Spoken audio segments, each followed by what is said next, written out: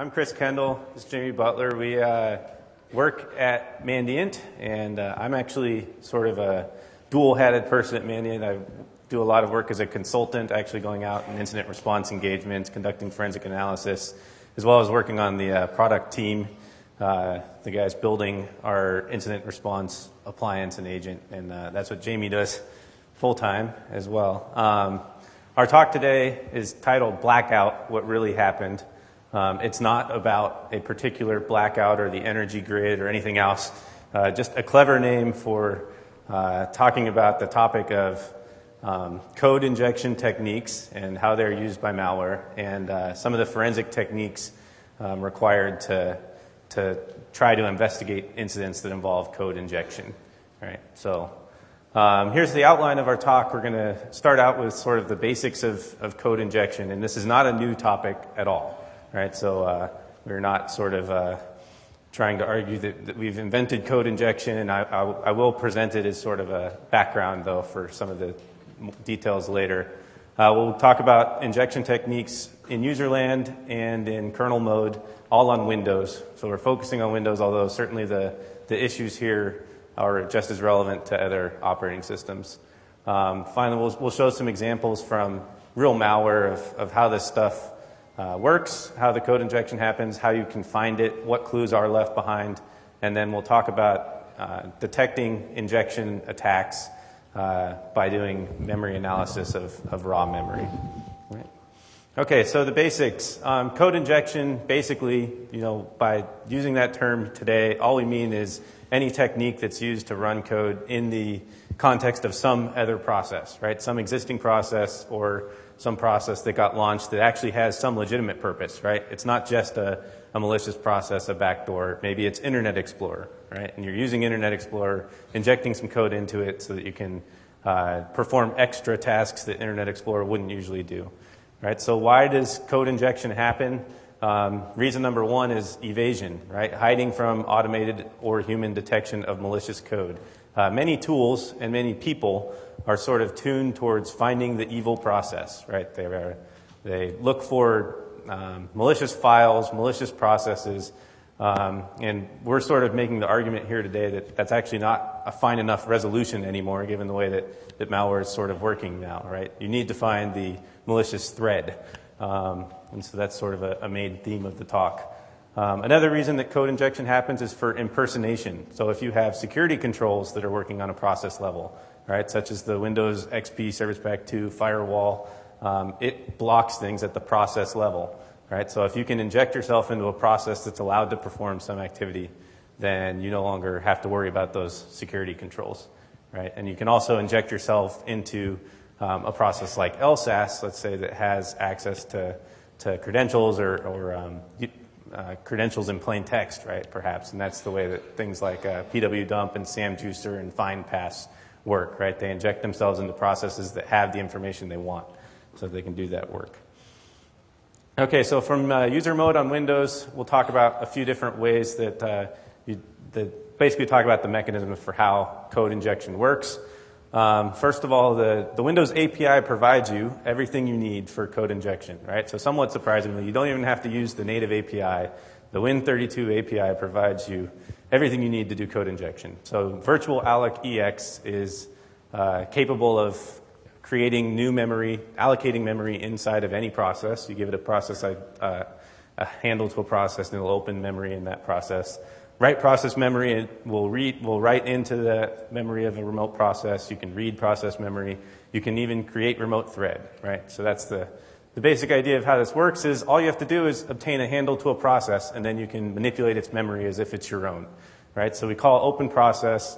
The kernel goes ahead and tells us, okay, here's a handle to that process object, right, that you'll need to do this stuff. My next step, if I want to inject some code, is I'm going to create new memory in that guy's process space. Now, this isn't strictly necessary, right? I could just write directly to some memory that process already has. Of course, I have to be careful not to stomp over something that is actually important to that process, right? But if I want to make sure I'm not going to be stomping over anything, I can just go ahead and alloc some new memory in that remote process. I get back an address. It says, the kernel tells me, okay, here's the address of that memory that you just allocated. Okay, once I have that memory, I can go ahead and just write to it with a function called write process memory, right? It takes a handle to a process, and it takes a base address. You give it a buffer, and you say, write all this stuff into that remote guy's memory. And once I have code in his memory, right, you can think of it as shell code, but essentially I'm just creating some code in the other process's memory. Once that code is there, I can create a new thread and start my injected code running, right, within the context of some other process. So in the demo here that I just presented, these 4 slides, right, we've got an evil process, evil.exe, and he has just created a thread with code of his choosing, right, inside of a running instance of Internet Explorer, right? And I said that this process is pretty simple, and to demonstrate that, here's an 8-line Python program that relies on the PyMy, Pedram Amini's debugging script or debugging environment for Python. But it's very simple, right? So these are the steps.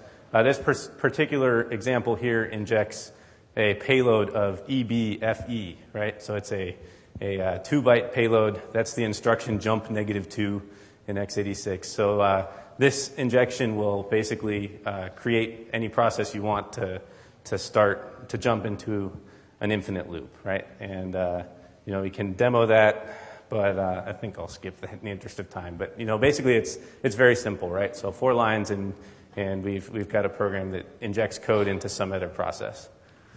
So that's fine, and even using that simple little technique, right, I can inject an EBFE to put it in an infinite loop, and I use that sometimes for malware analysis, right? If I need something to pause so I can connect to it with a debugger, maybe I'll inject an EBFE into it so that I can come back to it at my leisure. Another thing that you can do is you can inject a breakpoint in there, just put a byte CC at the beginning of that thread, and then you'll get your little debugger pop up saying that, here we go, or you can debug now. But those aren't very useful payloads, right? So infinite loops only have so much utility, and I don't always want to break the program I'm mentoring into. So we need payloads, right? We want hostile payloads that we can run inside of some other piece of code. Well, the problem is the reason that I can't just take some executable and inject the whole thing, right, take some buffer of stuff and put it into some other guy's process is that the memory region that I'm going to get could be different each time I run this, right? When I allocate memory in some other guy's process, I'm going to get a base address, but my code needs to be position independent, right? So whatever code I inject into the other process either needs to be position independent or I have to fix it up at injection time so that the addresses of any jumps or calls or other anything that would be in that injected code that has a hard-coded address has to make sense in the context of the process I've injected into. Right, so I have to have position-independent code. There's ways to do that aren't too hard, but one really easy way to get position-independent code is to compile your payload as a DLL. Right, so dynamic linked libraries on Windows are designed to be run inside of the context of another process. Right, and when load library happens and starts a DLL on Windows, the addresses are automatically corrected, right, within any of the code in there. And so you sort of get the feature that you want automatically, right? So anything that we can write as a DLL, we can easily inject into another process. The way that works is basically using the exact same procedure I just sort of walked you through, where we virtual alloc, EX, and then write process memory, create remote thread. Except this time what we're going to do is we're going to create a remote thread that just calls load library. And I'm going to allocate the space for the name of the DLL that I'm going to load. But that's about it. That's the only memory that I need in the remote guy's process. I just need enough space to allocate the name of the function that I want to load. And I call load library, and all of this happens. So here's the similar code, right, written in PyMy that performs that. You can see here that I open up a process, I allocate, here I'm allocating 1,024 bytes, but it could actually be much smaller. The only thing that I'm writing into the process's memory is the name of my DLL, right? And so the name of my DLL actually came from one of my command line arguments, but I write the name of the DLL into that other process, and then I call load library. right here, right? So I call load library and I provide load library with an argument, which is the name of the DLL to load, right? So after that happens, we now have our DLL running in the remote process. And so I'll go ahead and demo this part of it.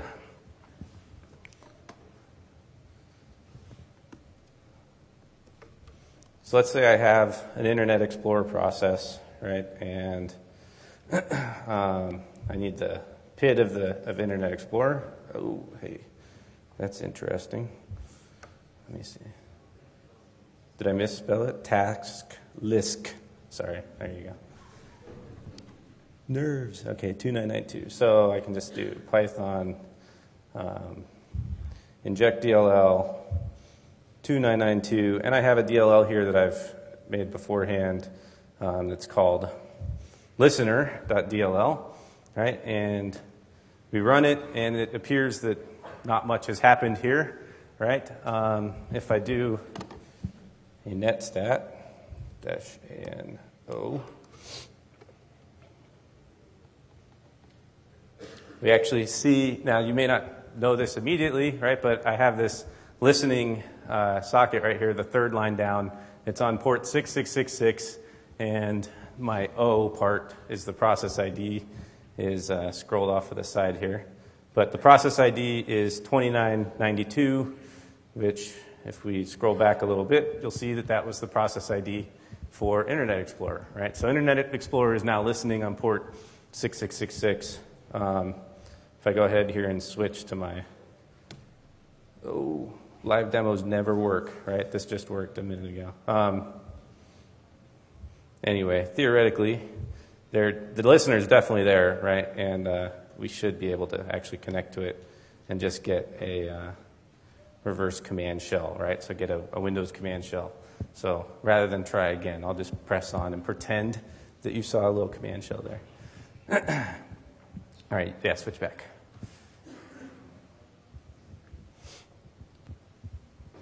Okay, so that definitely that shows you one way that we can do this, right? That's sort of the basics, right? And if you can build a DLL that'll do just about anything you want, then you can use code injection to run that DLL in the context of another process, right? So other ways that we can perform this same task, there's actually lots of variants here. You can get the thread context and set the thread context for an existing thread, so I don't have to create a new remote thread inside of somebody else's process. I can just hijack their thread temporarily to do some work for me and then give it back to them, right? I can set a Windows hook that will get called, that will automatically load a DLL into each process upon some event of interest happening. So there's Windows hooks for keyboard activity happening within the context of a process. There's hooks for mouse activity.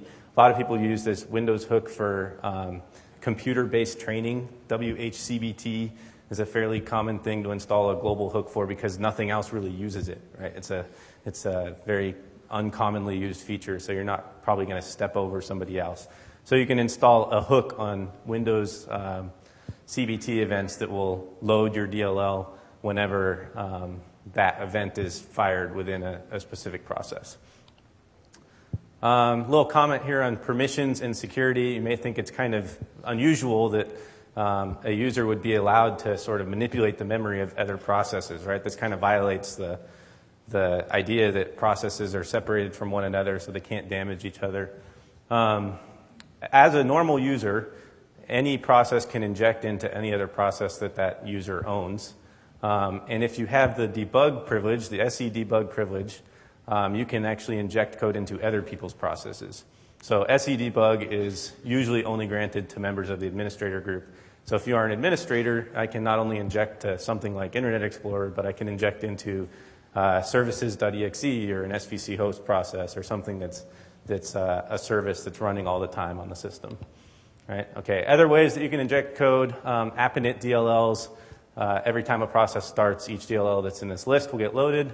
Detours is a Microsoft research library. They created it back in 1999. It uses basically the techniques that I've described here, but it's wrapped up into a nice sort of slick package. Detours provides you with the ability to do all of these things, right? So I can hook functions in a running process. I can modify the import table of a process on disk. I can attach a DLL to an existing program file, so I can add a new DLL to an existing program. You can do all this actually just from the command line with the tools that they give you. So if I can call set DLL on the Internet Explorer file, and it'll actually modify Internet Explorer so that every time Internet Explorer starts, it loads my DLL in addition to all of the other DLLs that Internet Explorer normally would. So that seems kind of interesting. How the heck do they do that? Well, Detours doesn't, it's not a modification of the operating system. It doesn't require any special support from the OS. It was designed for sort of instrumenting programs after the fact, right, for doing performance tracing and on various pieces of Windows. So the way that it does this, the injecting of DLLs into files on disk, is it actually creates a new section of the executable file named .detours. It goes between the export table and the debug symbol, so it's near the end of the file.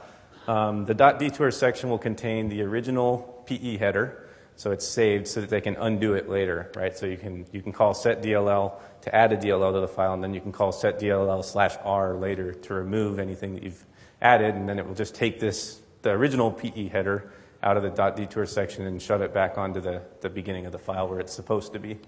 So if we look at what this looks like sort of in a PE file format, you'll notice that we have this .detours section that gets added to an executable.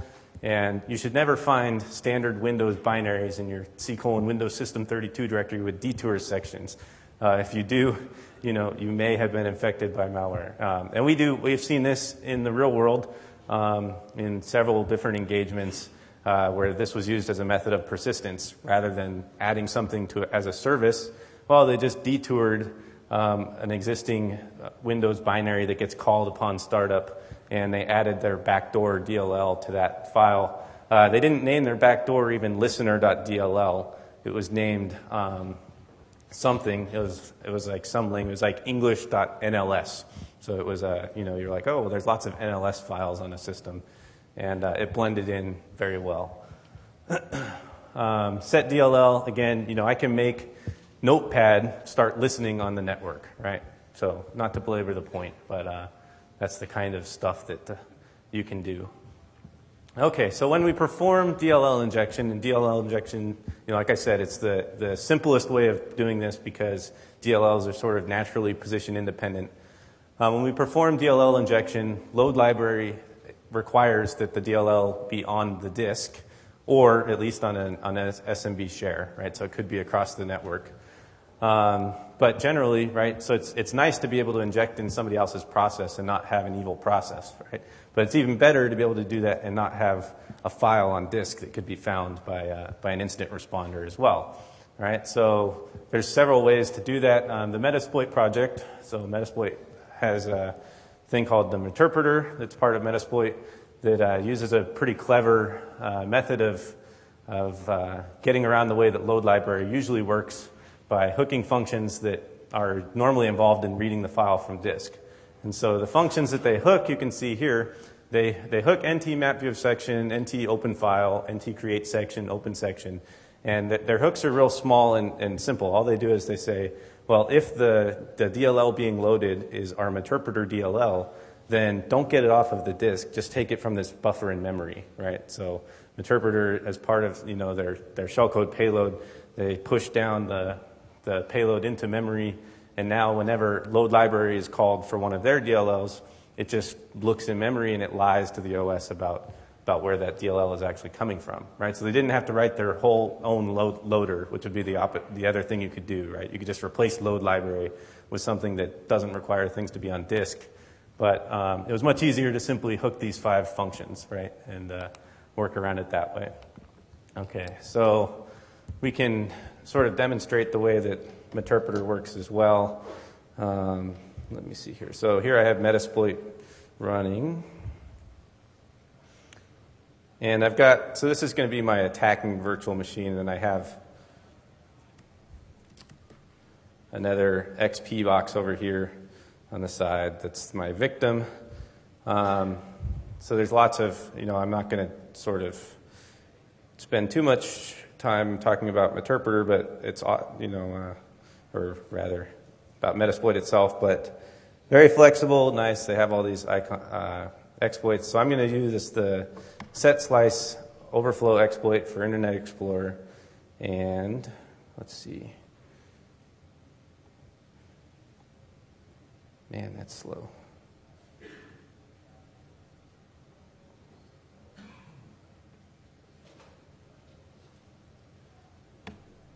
Perhaps I will just start it up again.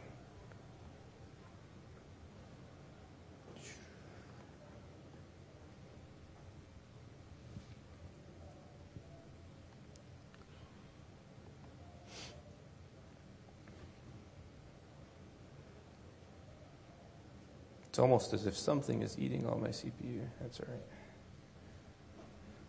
right. Okay, well, basically what's going to happen here is we're going to exploit the box that's our victim box that's on the right-hand side, right? And we're going to see a new DLL loading inside of that process, but there will be nothing on disk, right, that corresponds to it. So exploits, Internet Explorer.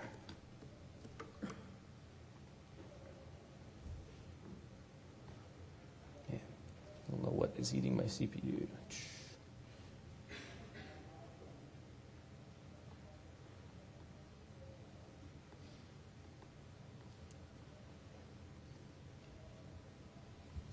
There we go. Much better this time.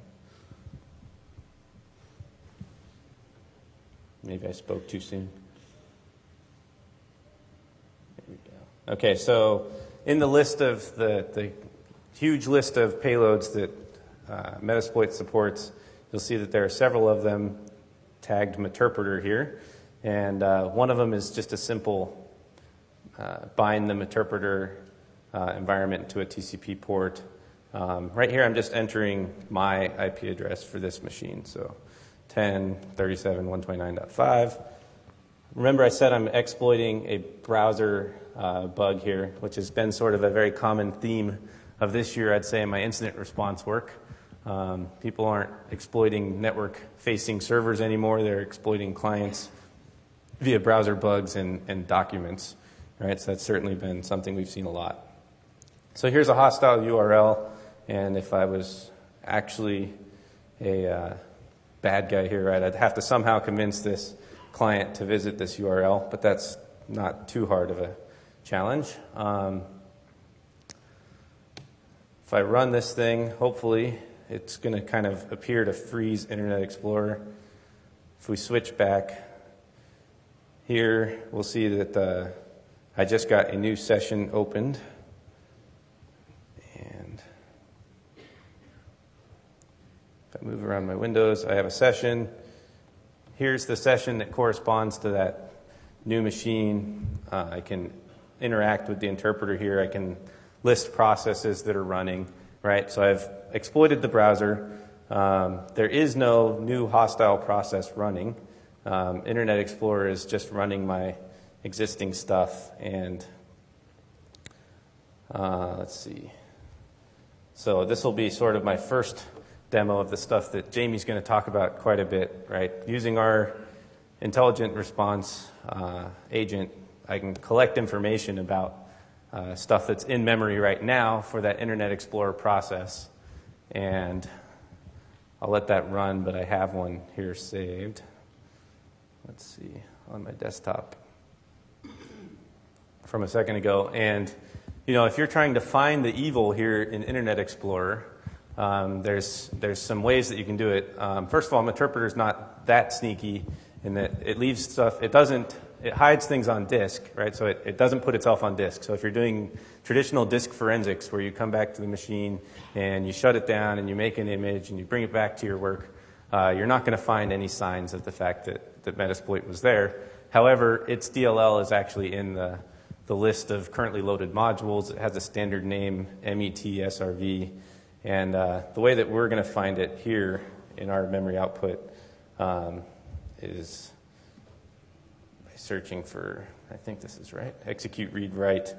It actually created a couple of sections here in our binary that if I had collected the same data before Internet Explorer was exploited via Meterpreter, these two sections would not have been there, right? And so these are actually the sections that contain the injected code. And I'll let Jamie talk more later about sort of how we got this data that you're looking at in the first place and what kinds of things you might want to investigate, right? How you would continue your investigation given these two things. So I believe, switch back. I think I have one or two more slides. And then you're up. And I did something with the slide clicker. Okay, you can go to the next slide. Okay, so that's one example of the way that some malware does this, right? Another example is a RAT, right, or a remote access tool that we found at one of our customers on several machines called Poison Ivy. Poison Ivy is just one of many examples I've seen in the past year that use code injection. Next one. So here's what Poison Ivy presents to the hacker, right, to the intruder. Once they've created a connection to a machine, you get basically the ability to do all the things you would want to be able to do. Thanks, Jamie. You can see it's fairly feature-rich here. The client that provides all of this data is actually only 10K in size, right? So it's a pretty impressive little client. It's packed, so it doesn't have obvious strings in it. All of the network traffic is encrypted. So, you know, it's not the fanciest program in the world, but it works pretty well. And it uses code injection to sort of to hide its activity. And I'll just take you quickly through how it does it. What you're looking at here is the output from an API monitoring tool called WinAPI Override. And we're watching Poison Ivy 2 start up. Okay, so this is how Poison Ivy 2 starts. And you can see a couple of calls up here to process 32 next, process 32 next, process 32 next, right? It's looking for the Explorer process, right? So it's looking for explorer.exe. Each time it calls process 32 next, it next compares the string you can see right here to explorer.exe. Once it finds it, we see the exact sequence of functions I talked about earlier. So open process, virtual alloc ex, write process memory, virtual alloc ex, write process memory, create remote thread. Right, so it has now created a remote thread inside of Explorer, and its job is essentially done. Right, so Poison Ivy, the process, only needs to run for a second to inject its thread into a new process. All right, so that's fine. It injects itself into Explorer. Well, what's next? Okay, so now the code that's running inside of Explorer executes the following sequence of stuff. Process 32 next, compare the string to MSN Messenger, right? And I cut off the rest of it where it was looking for MSN Messenger. Once it finds MSN Messenger, open up that process, virtual alloc ex, write process memory, create remote thread, right? So again, he's now injected his code through explorer.exe into Internet Explorer. Now, why bother, right? Why the heck did he inject into explorer.exe in the first place? Well, the only reason is to get himself in the right place in the process tree. Right? So he wanted explorer.exe to inject the code into MSN Messenger. And if it didn't find MSN Messenger already existing, it would have created a new process. Right? So if MSN Messenger wasn't running, it would have created MSN Messenger. You want that child process to be a child of explorer.exe, not of the Poison Ivy rat, right? Because that would have stuck around. So in the end, you get code running inside of MSN Messenger, and there's really not very many external indications that process is actually malicious. It doesn't sit there and listen for network traffic in a sort of a stupid way like my example did, right? It actually just connects out periodically. And MSN Messenger, you would expect to be connecting out on the network periodically, right? So it may not be suspicious right away unless it's going to an unusual IP address or something. The hint that we actually used when we investigated this thing was the presence of this mutant, right, of a mutex. Poison Ivy only wants to be running once on the machine, and so it creates a global mutex. And the guy who installed Poison Ivy on the machines we were investigating didn't change this value from the default. So, that little close paren bang voqa.l4, when you search for that in Google, it takes you immediately to the forums for Poison Ivy rat and people trying to configure their thing incorrectly and other stuff. So it makes the malware analysis a lot easier when you get those kinds of clues. But, essentially, there's very few flags screaming out at me that, oh, this is the evil MSN messenger, right? It's, there's one thread running in there inside some sections that were injected, and you end up looking for these little external signs. And so here's another, just saying the same thing there. Even if you were running that process in a debugger, right? How the heck do you find the evil, right? Where is the bad in this slide? Well, it's here. This section that's highlighted here is actually contains the bad stuff, and you're looking at the code of it. And this is right now you're currently sleeping, waiting for the next connection. But it really poses quite a problem for the investigator, right? Who's used to looking for malicious, unusual processes, and they know what processes are supposed to be on a system. But when you have to take things down to the thread level, right, it makes things much, much harder. And it's even worse if you're looking at things after the fact and all you have is a disk image to do forensics on, right? In that case, you're kind of sunk. So we need something better, right?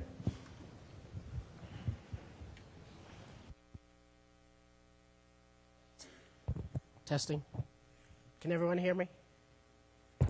Yeah?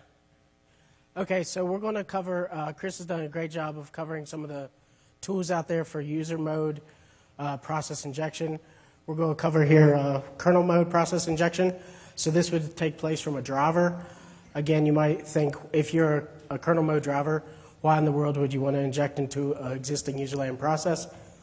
The reason he's already stated basically is to bypass personal firewalls, things like that. You can also use this method in order to gain access to handles that you normally wouldn't have had access to. So if a handle is marked as inheritable within the parent process that you inject within, then your child process or child DLL would also have access to this handle. So what comprises a process? It has two halves. There's a lot to do with the process within the kernel. Some of the structures here I've talked about in the past, the eProcess block, which represents the process itself. The eProcess block has pointers to things like this process's handle table. So how do we enumerate the handles on a process and so forth? eProcesses also point to threads within the process. This attack technique uses the eProcess block. It can target any eProcess block it would like and then enumerates over the threads within that process. And I'll talk about that more in a moment. Also within the kernel is the token of the process, handle tables, the paging tables. So how do you do virtual to physical memory translation for this particular process? The user land portion of a process contains things like the process environment block, the thread environment block, and the Windows subsystem, which the CSRSS.exe uses in order to communicate with the process, messages such as GUI messages and so forth. So if you want to inject into a process, first of all, you have to find the suitable target. So we're injecting a DLL in this case into some target out there, and which one do you want? Well, obviously, if your intention is to bypass personal firewalls or gain access to perhaps protected portions of the registry or the event log, you'll want to inject into those things that are trusted. So often Internet Explorer or Firefox by default is trusted for your personal firewall because you don't want that stupid warning message pop up each and every time. So if you inject in there, then your DLL will be able to connect out under many circumstances. For the technique that we're using to inject, we're going to actually need to write some shellcode into the target process. So depending on how your shellcode is written, you'll either need kernel32.dll or ntdll.dll. We need to be able to, as well as that, we need to be able to change an existing thread within the target. Once we've allocated our shellcode, this thread will execute it. And we need to be able to allocate memory within the target process that we're infecting. And I'll talk about how you could do this from the kernel. We need to write the shellcode up and hijack a thread or take over a thread in other means. So we'll change context that we're currently running in. We're an evil driver. We're probably running in the system context. And therefore, in order to allocate memory in the target process, we need to change our view of memory to be that of the target. A lot of processes, or a lot of IPS type of devices or software will prevent you from opening a handle to their process because they know the game's over. Like once you can get a handle, you can do a lot of things to them that are bad that Chris already talked about. So they'll block actually open handle, or open process, so that you can't get a handle to the process. Therefore, you can't allocate memory in their process. Therefore, you can't create remote thread within their process, and so forth. However, there's two nice kernel calls that you can make called KE attach process and KE stack attach process. Both of them do the same thing. One's just been deprecated. Once you do that, the CR3 register changes.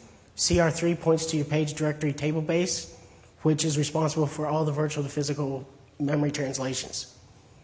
CR3 will change. Some other registers will change as well to put you in the full virtual context as far as memory goes of the target process. However, your execution state is still that of system or whatnot. So we're going to use a call within the kernel, ZW allocate virtual memory, which would eventually be called, if you were using a user mode technique to do virtual alloc. It boils down to this function. We're going to use a -1. -1 is a magic handle that represents the current process. However, I told you that we're running in our current execution context is that of system. However, if we use, after we do KE attach process and we use -1, now our virtual alloc, or ZW virtual alloc, will be in the context of the target. So it does it all for us. We're going to commit the memory. You can actually reserve memory but not commit it. We need to commit it because we're going to write to it. And then we can use the permission of page execute read write, because we need to write code there that will execute. Our shell code is going to be fairly simple. It's not going to do any of the interpreter tricks. It's going to actually load a file from disk for this example.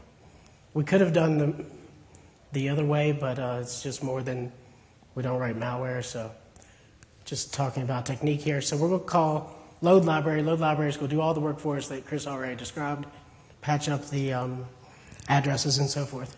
So in order to call load library, we need to get the address of that function within the target process space. Now we can do this many different ways.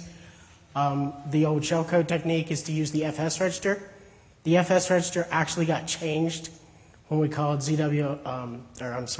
when we called KE attach process. So we can use FS to find the PEB, eventually, the process environment block. In the PEB is the PEB loader data section, which contains a list of all the loaded modules within that process space. That would be a way that we could then parse the DLLs ourselves and find the address of NTDLL, find its export address for load library or the equivalent. Another way we could do this is we could just simply call ZW query system information. ZW query system information in the kernel will return the list of all the drivers loaded, as well as ntdll.dll. And it will give us the address. So we can then use the address of ntdll just to parse it directly. So now we've allocated the memory. We've written our shellcode up there that calls load library. And we've bypassed all the protection methods that currently exist. How do we get that to execute? Well, there's two common methodologies. We can either hijack an existing thread, or we can schedule an APC within a thread. We'll talk about hijacking an existing thread here. What would happen is every time a thread is swapped out for another thread to come in, the kernel needs to save off its context. So within the save context record is the saved EIP, the instruction pointer. That will be the address of where execution resumes when that thread is scheduled again. So we can modify that EIP to be the address of the region of memory that we just allocated shellcode in and execute that way. Problem with this is that some threads are lower priority, so they don't run as often. So when you, for this attack to work reliably, you would have to figure out what priority the thread's at and what its likelihood of getting scheduled again is. Also, some threads are blocked or they're in a waiting state because they're waiting on some shared resource and so forth, or some I/O operation to finish or whatnot. And you need to also save the context back. So your little shellcode for load library gets a little more complicated because after that executes, you then need to restore the saved context that you overwrote the first time. Otherwise, the thread will never execute correctly again. This here is a structure taken from WinDebug. WinDebug will enumerate a lot of different structures for you if you have the symbols loaded and do the DT command. So this is what context looks like for a thread, and you can see that there's an EIP value and some others in there. So I don't currently use that method. An easier method to do is an APC. APC stands for Asynchronous Procedure Call. What you can do is you can schedule an APC for a particular thread. So the next time that thread fires, your APC will be executed. Every single E thread has an APC list of all the APCs in the queue that it needs to execute. APCs are used for I/O completions and things like that normally. However, we can use them to our advantage as well.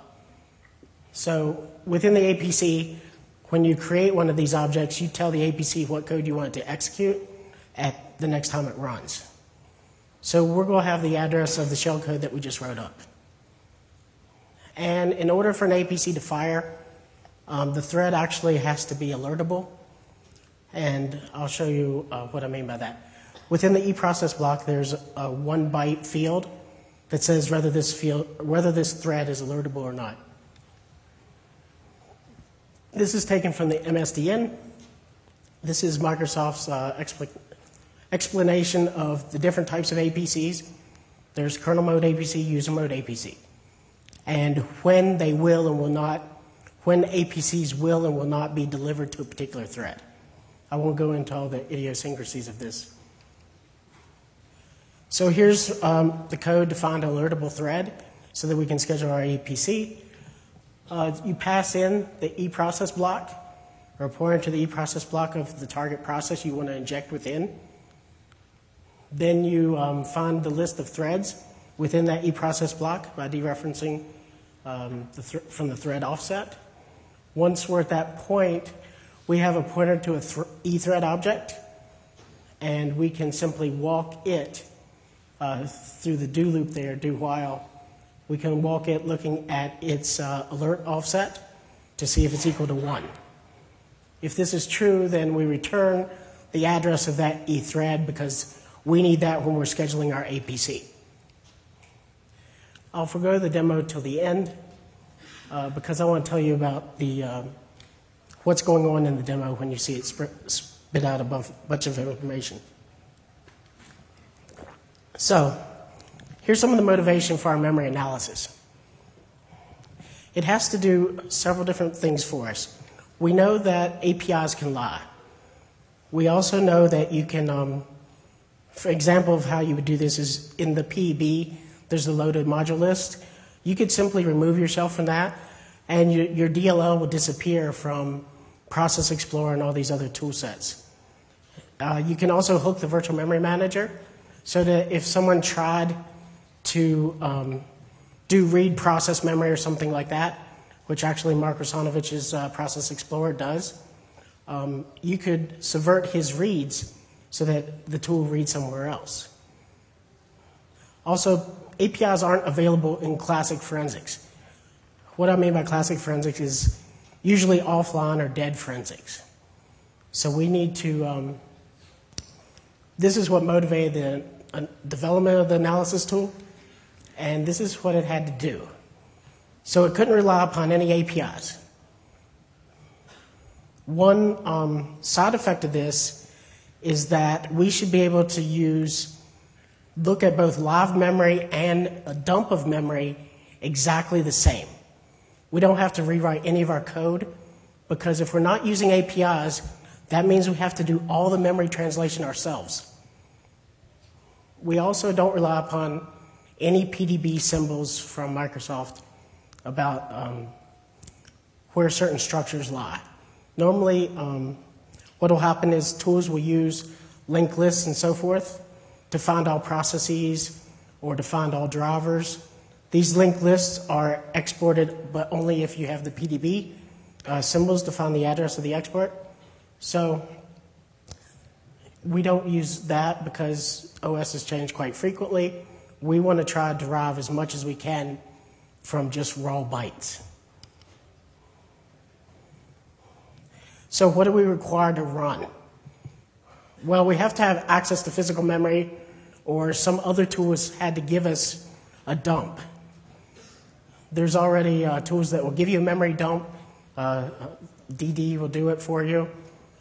We also will acquire memory, just like DD does as well in our tool.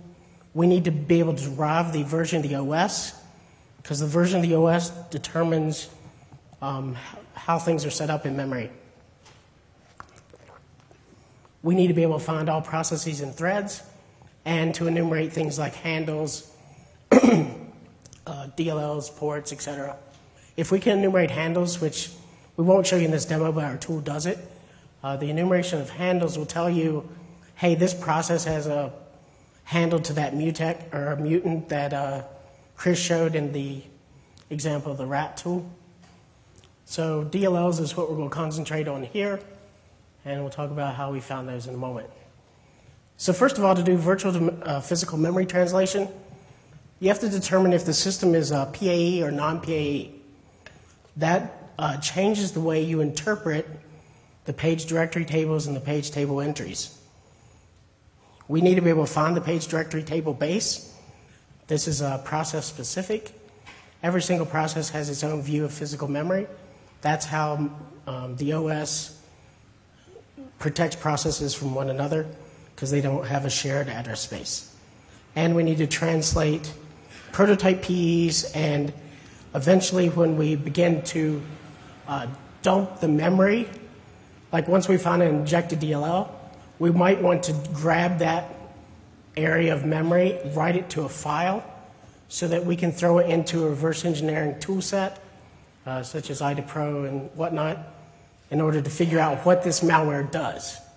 So we're going to need to be able to see if the region's paged in. If it's not paged in, we need to be able to go to the paging file and pull out the bytes that we need.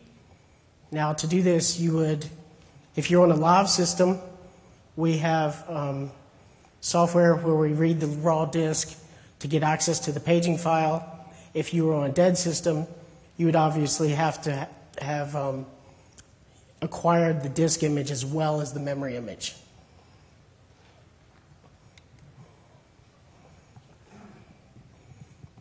So what do we do to find the system process? Or what does the system process give us?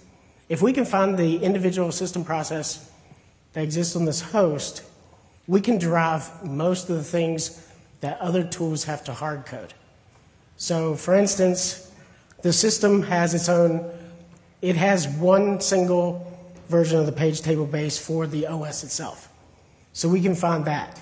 We can find the link, or the process head, which is the PS active process head, which would point to all the processes on the system. It's a linked list. We could also find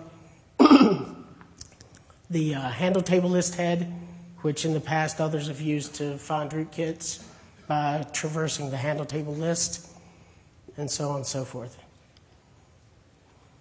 So here's our algorithm for finding the operating system version. First of all, we need to find system. To find system, we simply look for a string. The system always has the same name. From that, we walk backwards, and we can find the beginning of the process environment block. If we find the spatial difference between the address of the string name and the beginning of the eProcess block is actually enough to tell us the major version of the OS. So that will tell us whether we're running on Windows XP versus Windows 2003 versus Vista and so forth. Oops.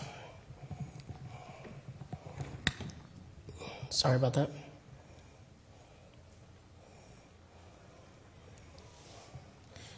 Yeah, scroll real quick. So, are there any questions up to this point? Or I guess back. Okay, so let's move on. One drawback of doing it, the analysis this way is that you'll find ghosts. And this hit me early on in the development when I was analyzing memory, and others have talked about this. At the Black Hat Fed talk, there was a talk by Aaron Waters and Nick Petroni in which they talked about finding more or less you could subvert memory forensics by just throwing a lot of garbage into memory that looks like things. So I was finding ghosts, and the reason I was finding ghosts is because I had 3 copies of WinDbg open doing crash dump analysis, as well as 2 VMs running a separate OS. So I kind of, from the perspective of the analysis tools, I had 6 different OSs running in memory. So you have to be able to eliminate the ghosts. And one possible solution is that kernel addresses are global. So from the system process, you can find its process table directory base, and you can also find, from that you can translate, excuse me, you can translate addresses such as PS active process head or PS initial system process and so forth. Since these are kernel addresses, they should exist in memory, and the translation should succeed. Now, before I can try to test that theory, I have to figure out whether the system's PAE or non-PAE, because I have to do all the address translation myself. So normally the way this is done is that the CR4 register on the CPU in bit 6 determines whether PAE is enabled or not.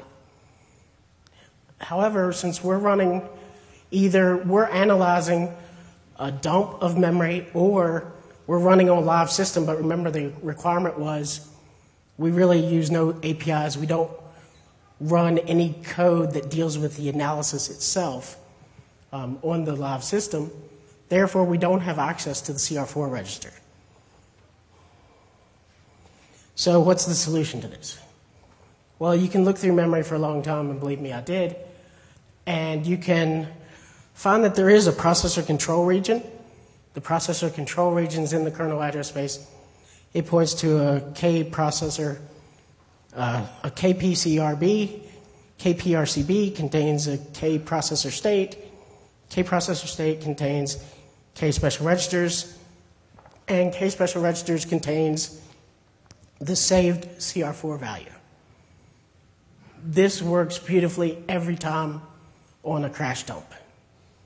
So if the machine blue screened and we got the dump, works perfect.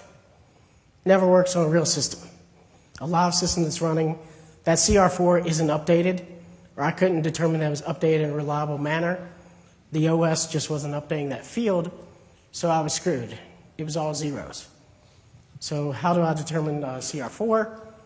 Well, it turns out that within that processor control block, there is a CR3 value that is saved. So that means that there exists some random process on the host, on the live system, whose CR3 value, which is the pointer or the address of the page directory table base, it is saved off. It's right there if I follow the processor control block. Now, what does that get me? That's the page directory table base. So if you go to the page directory table base, you can create a heuristic for determining whether CR4 is enabled or not. Because if PAE is enabled, the fields are a bit wider and so forth, and you can notice differences that are detectable in a nice way. So Now I know the major version of the OS. I know whether I know whether PAE is enabled or not, and I know I've been able to eliminate the ghosts. Because when I found the page directory table base, and I did the translation of things like PS active process head, then if it failed to resolve to a legit address that was present in physical memory, then I know that I'm working with a ghost, so I can eliminate it.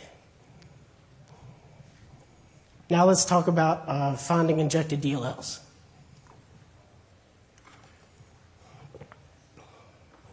Again, we aren't the first to do this, but we are fairly close to doing it simultaneously with others in the field.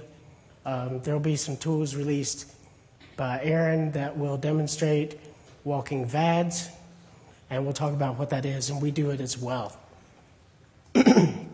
So, why would you want to walk a VAD? What is a VAD? Well, we already said that malware can unlink from the processor environment block, the LDR data section, which lists all the loaded DLLs. However, within an eProcess block that we've already talked about, there's a pointer to a thing called VADs, virtual address descriptors.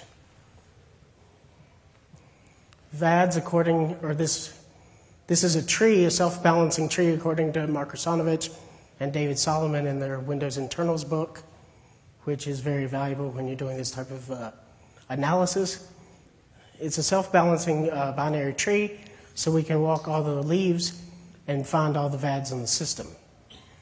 Now, with a little reverse engineering, the VADs aren't always described what they contain.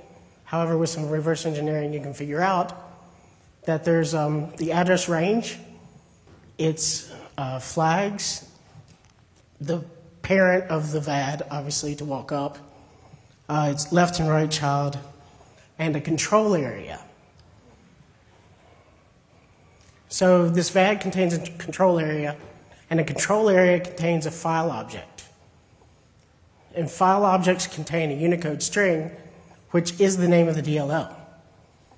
So now I have the ability to enumerate all DLLs in the system, unless people's taken the trouble to go playing with my VADs, which I haven't seen any malware yet that does that.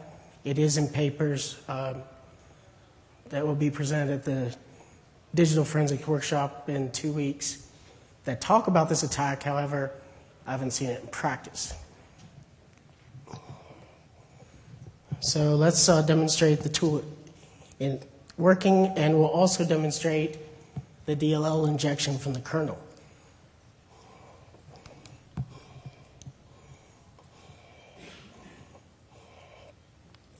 So here I have my VMware session, and I have a kernel debugger hooked up just so we can watch some of the messages.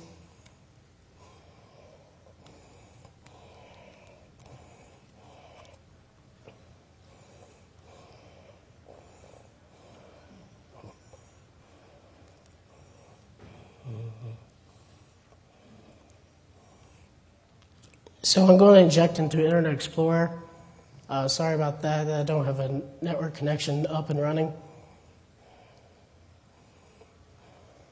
So this is the process I'm going to infect. I'm going to do that with the driver that I've created called Sliver. All Sliver is going to do is everything I talked about previously in the slides about injecting from the kernel. It's going to find the target process, which is Internet Explorer. It's going to then allocate memory within that target process, which is going to contain my shellcode. My shellcode is going to call load library, and I'm going to kick it off with an APC or an alertable thread within the process.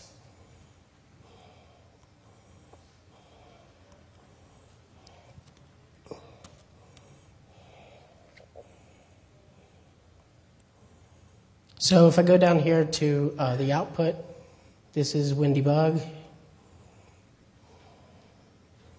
It found load library, so even if you were using address space randomization and things like that to protect yourself because of the way the code's written. I found your PEB, which can move around. I found that from the eProcess block. I found from the PEB, I then enumerate over the loaded modules to get their address. I then found kernel32.dll. I parse its export address table in order to find load library A, and then I have the grounds for my shellcode.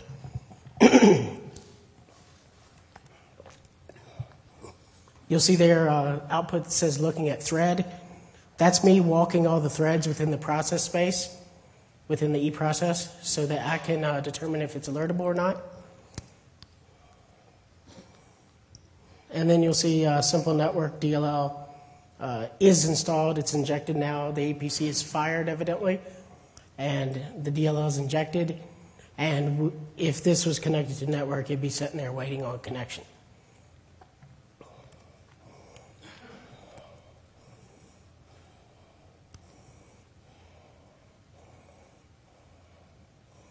So if I go back to my VM, I see here that Internet Explorer is at 3500 is its PID. The screen right here, this is a job script for my agent code. And I can enumerate over all processes if I so choose. I can do all processes, every single process's handle tables, DLLs, memory sections, so forth. However, that creates very large files. And Internet Explorer kind of barfs after about 4 megs. So I'm going to just narrow it down to the process in question for this demonstration.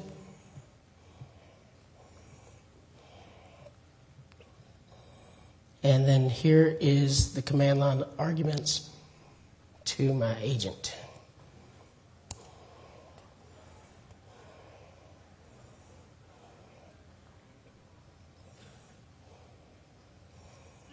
So it just spit out a bunch of stuff. This is merely just informative information, like did we find the PS active process head, things like that. Have we been able to derive it? This gives me an indication that things are going along nicely.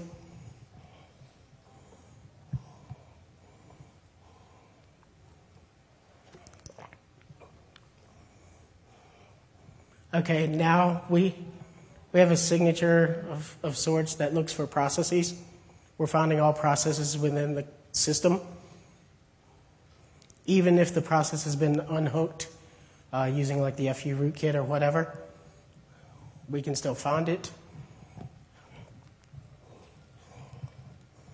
Every single process we find, we can then analyze its handle tables that we didn't talk about in this presentation, but we can enumerate its handles as well as every single memory section because of the VADs.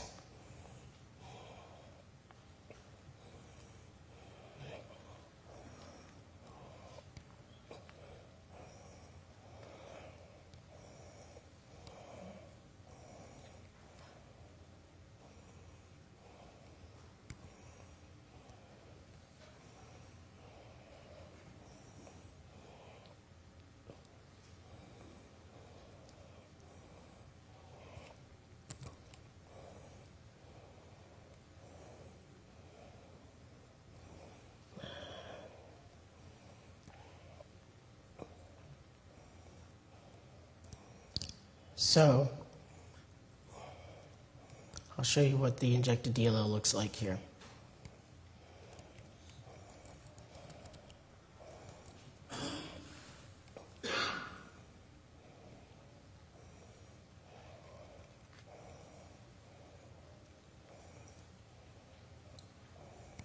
Here you see that there's injected DLL called covert.dll. This was loaded from C:. It starts at this region of memory, it ends at this region. So if we wanted to do a dump of it, we could dump that memory to a file and reconstitute the DLL in order to throw into something like IDA-Pro. Also, you'll see that its permissions are execute, write, copy. That's how a normal DLL that's loaded with load library shows up. Remember when we allocated the memory in the target process for our shell code, we also had to mark it execute.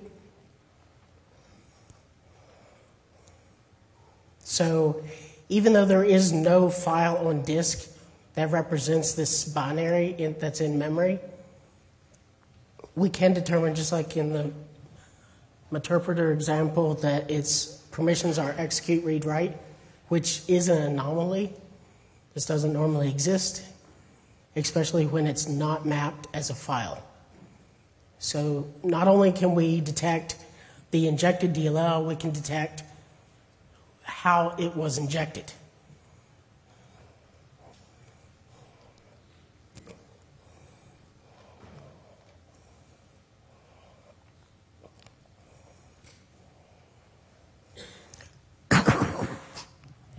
So that's the end of the presentation.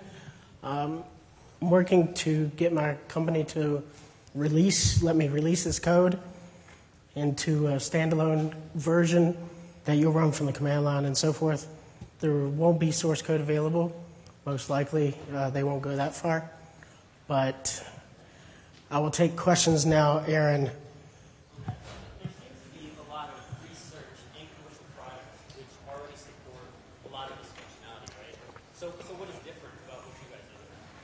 Okay, so the question is, there's also already a lot of research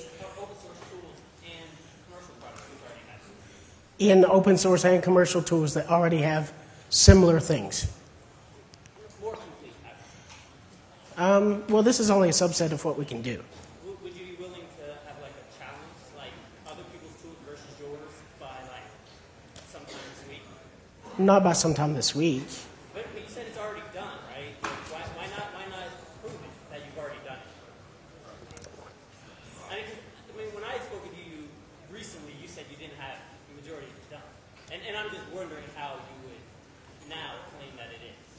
Well, it depends on what you want to do. If you want to do port enumeration, things like that, yeah, that's done. If you want to do process reconstitution from the paging file, no, that's not done. So I think... And then why, if there are other people that have it, why do you have patent pending on the slides as if they... I mean, it's the way we're doing it, perhaps different. Walking VADs, there is no way the patent would hold up against that, right? to me, none of this stuff is patentable because it's like this is the way the operating systems work. So Microsoft knows how it works, right? Like Microsoft has the data structure.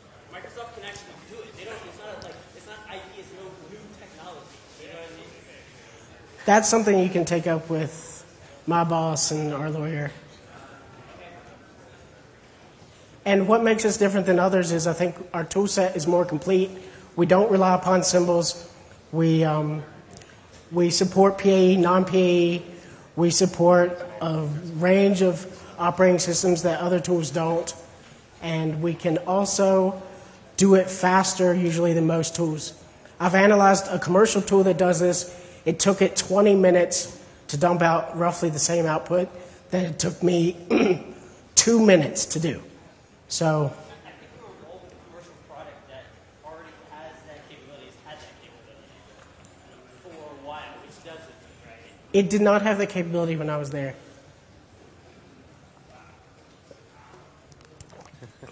Any other questions or pissed off customers? What's the extent of information you can you get rootkits this way? Okay, so the question was, what's the extent of information that you can get using these techniques? And can you get rootkits? Yeah, you can do rootkit detection using methodologies like this. In our tool, we also do very high-level API calls to get the same sources of data. So give me all the processes, give me all the DLLs within that process, things like that. So you can do a cross-view analysis between the low-level memory searching versus the API level. All right. And how about if the rootkit is, I don't know, hooked in the MDIS function pointers? Okay, if the rootkit's hooked in indis function pointers, it gets a lot more tricky. And at that point, you may or may not detect them. However, the level of you could perhaps still detect the hooks. So although you couldn't detect them on disk, you could detect them in memory because you can see the hook. Any other questions? Over here? Yeah, if you remove it from the VADS list stuff, we'll find another way to get you. Okay, well, thank you for coming. And if there's any questions, you can email me.